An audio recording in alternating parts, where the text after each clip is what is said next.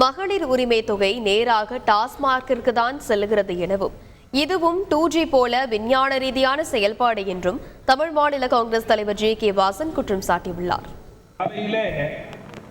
1000 ரூபாய் கிடைக்கின்றது என்று மகிழ்ச்சியோடு தன்னுடைய இல்லத்திலே சாமி கும்பிட்டு விட்டு 1000 ரூபாயை பெற்றுக் கொள்கிறார்கள். அந்த 1000 ரூபாய் பணத்தை சாமி படத்தை அருகிலே வைக்கிறார்கள்.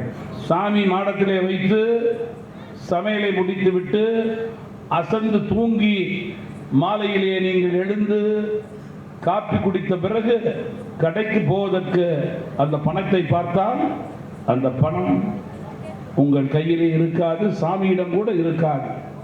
எங்கே என்று தேடினால் உங்கள் வீட்டில் இருக்கின்ற மிகுந்த ஒரு சில மரியாதைக்குரியவர்கள் அதை எடுத்து கொண்டு போய் மீண்டும் தமிழக அரசருடைய டாஸ்மாக் கஜானாவிலே போடுகிறார்கள். 2Gயை போல விஞ்ஞான ரீதியான நம்முடைய திராவிட முன்னேற்ற கழகத்தினுடைய செயல்பாடு. செய்திகளை உடனுக்குடன் தெரிந்து கொள்ள உடனே சப்ஸ்கிரைப் பண்ணுங்க.